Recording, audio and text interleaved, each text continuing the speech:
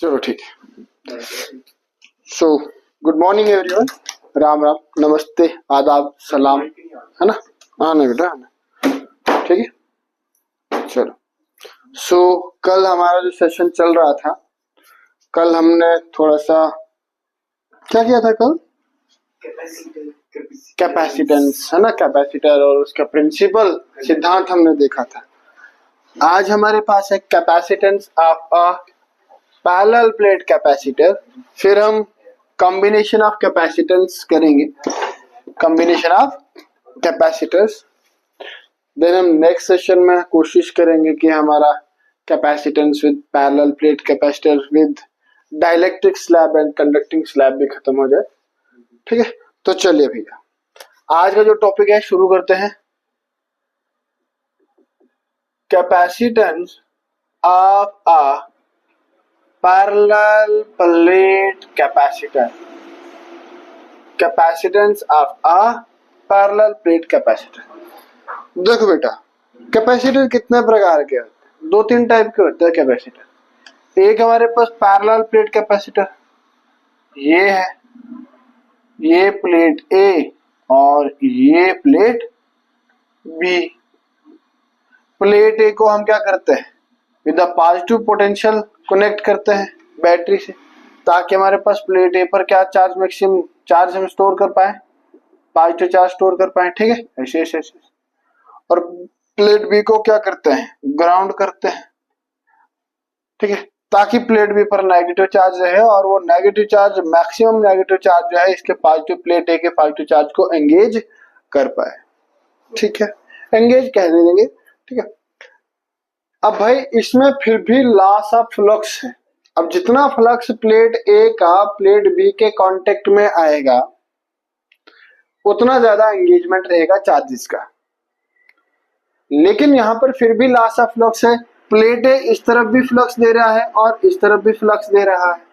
इस तरफ वाला फ्लक्स तो कनेक्टेड है प्लेट बी के साथ, लेकिन पिछले वाला जो फ्लक्स है वो किसके साथ एंगेज होगा? वो एंगेज नहीं होगा। तो इसकी टेंडेंसी थोड़ी सी कम रहती है। तो in order to engage the flux हम एक स्फेरिकल, क्या बोलते हैं, स्फेरिकल कंडक्टर भी लेते हैं, स्फेरिकल कैपेसिटर भी लेते हैं। इसको स्फेयर ए माना जाता है, इस पर चार्ज पॉजिटिव डाल दिया जाता है और इसको किसके साथ एंगेज किया जाता है? With the positive potential, with the positive terminal of the battery, ठीक है, positive terminal of the battery. अब यहां से कुछ फ्लक्स निकलेगा, वो फ्लक्स निकलेगा, इलेक्ट्रिक फील्ड जो निकलेगा वो बाहर की तरफ निकलेगा कुछ इस प्रकार से, ऐसा इलेक्ट्रिक फील्ड। अब जितना ज्यादा ये इलेक्ट्रिक फील्ड एंगेज होगा, उतना ज्यादा प्लेट ए की चार्ज स्टोरेज की कैपेसिटी बढ़ती जाएगी, ठीक है। तो हम क्या करते हैं, प्लेट बी को इसके बाहर से एक दूसरा स्फेरिकल मान के चलते हैं। प्लेट बी को दूसरा स्फेयर और इसको कनेक्ट किया जाता है ग्राउंड के साथ। इसको किसके साथ? ग्राउंड के साथ, प्लेट बी, ठीक है। Sphere A and sphere B, दो प्रकार के, एक कौन सा, स्फेरिकल, और दूसरा कौन सा, पैरेलल प्लेट। एक तीसरा तरीका भी होता है इसको कैपेसिटर को बनाने का, दैट इज सिलेंड्रिकल। एक रॉड रखा जाता है, इस रॉड को कंसीडर किया जाता है एज अ प्लेट ए और इसको कनेक्ट किया जाता है with the positive terminal of the battery के साथ। और इस रॉड पर पॉजिटिव चार्ज जब स्टोर होगा, ध्यान से देखना भी, इस रॉड पर जब पॉजिटिव चार्ज स्टोर होगा तो ये फील्ड देगा, फील्ड लाइन बाहर की तरफ, ऐसा। आपने पढ़ा ना application of Gauss's law, linear charge density से भी हमारे पास क्या बोलते हैं, इलेक्ट्रिक फील्ड हम कैलकुलेट करते हैं, स्फेरिकल से भी और शीट से भी। शीट का हमारे पास फील्ड ऐसे निकलता था, इस तरफ भी और इस तरफ भी। स्फीयर कैसे, और इसका जो था गॉसियन सरफेस कैसे बनता, सिलेंड्रिकल बनता था। तो भाई इसके इस फील्ड को एंगेज करने के लिए हमें क्या कंसीडर करना पड़ेगा, यहाँ पे सिलेंडर कंसीडर करना पड़ेगा। तो जो बी पोर्शन होता है या बी प्लेट होती है, या आप कह सकते हैं कि जो नेगेटिव प्लेट रहती है, वो हमारे पास कौन सा रहता है, एज अ सिलेंडर। एक सेंटर में हमारे पास प्लेट ए और इसके बाहर से एक सिलेंडर। तो प्लेट ए पर जितना चार्ज हम स्टोर करेंगे उतना ज्यादा फ्लक्स जनरेट करेगा, और जितना ज्यादा फ्लक्स जनरेट करेगा तो वो सारा का सारा फ्लक्स किसके साथ, बाहर से रखे हुए सिलेंडर के साथ कांटेक्ट में आएगा। There is no loss of flux, यहाँ पर कोई भी लॉस ऑफ फ्लक्स नहीं है, कोई भी लॉस नहीं होगा। तो अगर कोई भी लॉस नहीं है तो मैक्सिमम फ्लक्स एंगेज है किसके साथ, प्लेट बी के साथ, और प्लेट बी के साथ अगर वो मैक्सिमम एंगेज है तो हमारे पास ए की टेंडेंसी बढ़ती चली जाएगी, ए की चार्ज स्टोरेज की टेंडेंसी बढ़ती चली जाएगी। तो इस प्रकार से कैपेसिटर बनाए जाते हैं, और कैपेसिटर बनाते वक्त एक ही चीज का ध्यान रखा जाता है कि भाई निकलने वाला फ्लक्स, मैक्सिमम फ्लक्स जो भी प्लेट ए से निकल रहा है उस फ्लक्स को प्लेट बी के साथ कैसे एंगेज किया जाए ताकि दोनों चार्जेस एक दूसरे को न्यूट्रलाइज कर पाए और मैक्सिमम चार्ज प्लेट ए पर स्टोर किया जाए। एक दूसरी बात यहाँ पर यह है कि प्लेट ए को या रॉड जो सेंटर में ए है और बाहर से जो सिलेंडर है, या प्लेट ए और प्लेट बी को टच नहीं किया जाता कभी भी, क्योंकि टच कर देंगे तो क्या होगा, कंडक्शन हो जाएगा और सारा का सारा चार्ज प्लेट ए से प्लेट बी में शिफ्ट हो जाएगा, ट्रांसफर हो जाएगा। ठीक है, क्योंकि चार्ज प्लेट ए पर जो भी चार्ज हम स्टोर करेंगे, मैक्सिमम चार्ज स्टोर करेंगे, वो हाईली अनस्टेबल रहेगा, हाईली अनस्टेबल रहेगा। यहाँ पर स्फेरिकल भी हमारे पास है, स्फेरिकल भी हमारे पास कैपेसिटर होते हैं। ठीक है, बट जनरली आप सर्किट में ये चीज देख पाओगे, जनरली जो कैपेसिटर आपका रहता है वो कुछ इस प्रकार का रहता है, इलेक्ट्रॉनिक सर्किट्स में ये रहता है कैपेसिटर। ठीक है, अब कैपेसिटर का काम क्या होता है सर, ये तो हमने कल तो इसके सिद्धांत के बारे में बात किया कि कैपेसिटर क्या होता है। सर कैपेसिटर होता है भाई एक हमारे पास ऐसा इलेक्ट्रॉनिक डिवाइस, एक ऐसा इलेक्ट्रॉनिक कंपोनेंट जो हमारे पास किस लिए यूज होता है, जो हमारे पास यूज होता है to store the charge in small space. छोटी सी जगह में मैक्सिमम चार्ज को स्टोर करने के लिए हमारे पास जो इलेक्ट्रॉनिक कंपोनेंट यूज किया जाता है उसको हम क्या कहते हैं, कैपेसिटर कहते हैं। लेकिन सर कैपेसिटर का काम एक्चुअल होता है चार्जिंग एंड डिस्चार्जिंग, ये चार्ज भी होता है और डिस्चार्ज भी होता है। चार्जिंग और डिस्चार्जिंग होने के कारण क्या होता है कि कैपेसिटर को कहां पर यूज किया जाता है, जहां पर फ्लक्चुएशन होता है ना लाइट का, जहां पर लाइट का फ्लक्चुएशन होता है तो वहां पर जनरली कैपेसिटर्स का यूज किया जाता है। क्योंकि कैपेसिटर जब हमारे पास प्लेट ए और प्लेट बी है, जब हमारे पास पोटेंशियल ज्यादा है तो प्लेट ए क्या होती रहेगी, चार्ज होती रहेगी। क्या होती रहेगी, चार्ज होती रहेगी। और मानकर चलो कि मेरे पास पीछे से करंट आ रहा है कुछ ऐसा कि जिसका वैल्यू बराबर नहीं है, मान लो कि 5 वोल्ट का पोटेंशियल आ रहा है, 2 वोल्ट का पोटेंशियल आ रहा है, 3 वोल्ट का पोटेंशियल आ रहा है, 4 वोल्ट का, फिर 5 वोल्ट का, मतलब ये जो है ना ये बराबर नहीं है, ये बराबर नहीं है। और मुझे किसी इलेक्ट्रॉनिक सर्किट को रन करना है जहां पर मुझे 4 वोल्ट की या 3 वोल्ट की आवश्यकता है। कितने वोल्ट की आवश्यकता है, 3 वोल्ट की आवश्यकता है।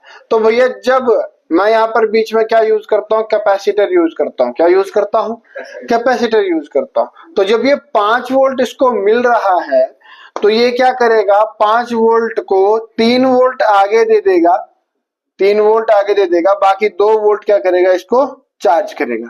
2 वोल्ट का पोटेंशियल ए प्लेट को चार्ज करेगा।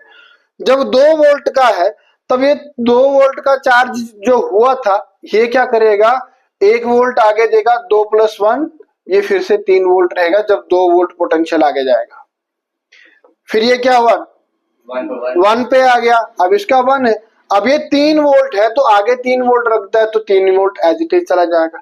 फिर 4 वोल्ट है तो यहाँ पर 1 वोल्ट था, अब इसको 3 है तो फिर से ये +1 हो जाएगा, ये कितना हो जाएगा, 2 वोल्ट है। 5 वोल्ट है, फिर से ये चार्ज होगा, डिस्चार्ज होगा। तो कैपेसिटर का काम क्या है सर, एक सर्किट में कैपेसिटर का काम क्या है, एक सर्किट में कैपेसिटर का काम है चार्जिंग और discharging in order to maintain the current या पोटेंशियल को मेंटेन करना। जिस लेवल पे उस सर्किट को रन करना है वो लेवल का पोटेंशियल उस सर्किट को कंटिन्यूअसली देते रहना। अब पीछे से फ्लक्चुएशन हो सकता है, ठीक है, फ्लक्चुएशन हो सकता है। तो भाई क्या मैं कह दूं कि ये सर्किट जो है एक टैंक की तरह काम कर रहा है। जो आपके घर में रेजरवायर होता है ना, टैंक होता है, पानी आया, स्टोर हुआ, फिर आपने यूज किया, पानी डिस्टोर हुआ, फिर पानी आया, फिर स्टोर हुआ, फिर डिस्चार्ज हो गया, है ना। कैपेसिटर भी ऐसे काम कर, तो capacitor is behaving like a reservoir, है ना। It is not a source, there is a lot of difference between source and a reservoir. देखो भैया, बैटरी जो है वो करंट को प्रोड्यूस करती है, तो बैटरी क्या है, सोर्स है। बैटरी क्या है, क्लियर है, बैटरी सोर्स है। लेकिन कैपेसिटर जो है वो करंट को स्टोर करता है, चार्ज को स्टोर करता है। तो बैटरी ये क्या है, कैपेसिटर क्या है, देना क्या है, दोनों ने देना, दोनों ने पोटेंशियल ही है, आगे देते दोनों पोटेंशियल है, करंट देते हैं। लेकिन भैया इसका काम है स्टोर करके डिस्टोर करना, चार्ज करके डिस्चार्ज करना, और बैटरी का काम है करंट को प्रोड्यूस करना। तो battery is a source whereas capacitor is a reservoir, behaves like reservoir in a circuit. ठीक है बेटा, चलिए तो हम आगे बढ़ते हैं। इसके जो है नेक्स्ट जो है capacitance of a parallel plate capacitor क्या है। देखो बेटा, कैपेसिटेंस आपके पास किसके बराबर था, charge upon potential, charge upon potential. एक बात का ध्यान रखना, पैरेलल प्लेट कैपेसिटर का हम कैपेसिटेंस निकाल रहे हैं। जब भी आपको कैपेसिटेंस निकालना हो, जब भी आपको कैपेसिटेंस निकालना हो, चाहे वो पैरेलल प्लेट कैपेसिटर है, सिलेंड्रिकल कैपेसिटर है, चाहे वो स्फेरिकल कैपेसिटर है, चाहे वो capacitor with dielectric slab with conducting slab, कुछ भी है, सबसे पहले काम एक ही करना कि दो प्लेट्स के बीच में या दो रॉड्स के बीच में, दो सिलेंडर के बीच में पोटेंशियल को फाइंड आउट कर देना। पोटेंशियल का पता करना कि पोटेंशियल कितना है। अगर पोटेंशियल का वैल्यू निकल गया तो समझो आपका कैपेसिटेंस निकल गया। ठीक है, तो let us consider a parallel plate capacitor. मैं दो कैपेसिटर को एक कैपेसिटर को लेता हूं। यहाँ पर ये मेरे पास प्लेट ए है और ये मेरे पास प्लेट बी है। अब प्लेट ए पर क्या रहता है सर, पॉजिटिव चार्ज रहता है। प्लेट ए पर क्या रहता है बच्चे, पॉजिटिव चार्ज रहता है। And suppose that the charge density is sigma, surface charge हो रहा है ना, क्योंकि प्लेट है तो कितना चार्ज डेंसिटी है, सिग्मा है। अब सर जितना पॉजिटिव चार्ज होगा उतना ही नेगेटिव चार्ज भी होगा, ऐसा। ठीक है, प्लेट बी पर क्या होगा भाई, नेगेटिव चार्ज होगा, क्योंकि प्लेट बी को क्या किया गया है, ग्राउंड किया गया है, अर्थ किया गया, और प्लेट ए को क्या किया गया है, with the positive terminal of the battery के साथ कनेक्ट किया गया है। ठीक है, अब इन दोनों के बीच में पोटेंशियल जो सेटअप होगा, यहां से यहां तक का मानकर चलिए कि डिस्टेंस जो है वो आर है। इन दो प्लेट्स के बीच का जो डिस्टेंस है वो कितना है भाई, आर है। तो भाई बताइए कि हमारे पास पोटेंशियल कितना होगा, पोटेंशियल कितना होगा, दोनों प्लेट्स के बीच में पोटेंशियल कितना होगा। देखो भैया, पोटेंशियल और इलेक्ट्रिक फील्ड के बीच में आपने रिलेशन पढ़ा है परसों, ग्रेडियंट, है ना। अच्छा, अगर वो याद नहीं रहता है तो फिर भी जल्दी जल्दी निकालने का तरीका देख लो। क्या है सर, देखो मैंने कहा था दो तीन फॉर्मूले कहते, एफ को याद रखना है तो क्या है सर, के Q1 Q2 बटे में आर स्क्वायर। इलेक्ट्रिक फील्ड कैसे आएगा, के, एक क्यू को हटा दो, ऊपर से हटा दिया इसको, क्यू बटे में आर स्क्वायर। पोटेंशियल लिखना होगा तो पोटेंशियल कितना होगा, ऊपर से पहले क्यू को हटाया था, अब नीचे से आर को हटा दो, तो ये क्यू क्यू बाई आर, ये रहेगा हमारे पास पोटेंशियल। ठीक है भैया। अच्छा, मेरे को निकालना क्या है बेटा, मेरे को क्या निकालने का है, अगर इन दोनों के बीच में इलेक्ट्रिक फील्ड सेटअप है ई नॉट वेक्टर, कितना, ई नॉट वेक्टर, तो बताइए भाई कि इन दोनों के बीच में पोटेंशियल कितना होगा, इन दोनों के बीच में पोटेंशियल। देखो V का वैल्यू निकालना है। मैं क्या करता हूँ सर, मुझे पता है कि इलेक्ट्रिक फील्ड का वैल्यू कितना है, के क्यू बटे में आर स्क्वायर के बराबर है। मैं इसको मल्टीप्लाई कर दूं आर से और डिवाइड भी कर दूं आर से, कोई फर्क पड़ेगा इसकी सेहत में। इस आर को इस साइड ले लिया तो क्या बना, ई इंटू आर, के क्यू बटे में आर स्क्वायर इंटू आर के बराबर। ठीक है, ये आर और ये आर क्या हो जाएगा, खत्म हो जाएगा। ई इंटू आर किसके बराबर बनेगा, के क्यू बटे में आर, और के क्यू बटे में आर क्या है, पोटेंशियल है। तो भाई E into R is equal to V के बराबर, इलेक्ट्रिक फील्ड इंटू आर किसके बराबर है? पोटेंशियल के बराबर। तो पोटेंशियल निकल गया भैया आपके पास। कितना आया पोटेंशियल? सर पोटेंशियल सेटअप, इनके बीच में पोटेंशियल सेटअप जो होगा as V between plate A and plate B कितना है भाई? V E into R. What is E naught, applied electric field. ठीक है, और E का वैल्यू कितना होगा भैया? E का वैल्यू कितना होगा? According to the Gauss's law, हमने परसों भी बात किया था, E is equal to sigma upon epsilon naught, है ना। तो V कितना होगा सर? सिग्मा बटे में epsilon naught into R. Sigma बटे में epsilon naught into R. What is the value of sigma? What is sigma? Sigma is surface charge density. It is surface charge distribution है, surface charge density, है ना। तो sigma का value कितना है sir? Because sigma जो है that is charge per unit area, तो देयरफॉर पोटेंशियल कितना होगा भाई? चार्ज बटे में epsilon naught into area into R. ठीक है, अरे भाई ये निकल गया आपके पास क्या? ये निकल गया आपके पास पोटेंशियल Q इंटू आर। ये आपके पास है potential between two parallel plates of a capacitor, और इसके बीच में कुछ भी नहीं है, इन प्लेट्स के बीच में कुछ भी नहीं है। तो परमिटिविटी कौन देगा? एप्सिलॉन नॉट देगा। कौन देगा? एप्सिलॉन नॉट देगा। ठीक है भैया। नाउ V हमारे पास आया, therefore capacitance C is equal to Q upon V है ना। तो विच इंप्लाइज कैपेसिटेंस कितना बनेगा? Q बटे में Q R बटे में epsilon naught A, which implies C कितना होगा बेटा? Q multiply by epsilon naught A बटे में Q इंटू R। Q खत्म, C is equal to epsilon naught times A बटे में R, which is the required expression for the capacitance of a parallel plate capacitor। ये रहेगा हमारे पास capacitance किसके बीच में?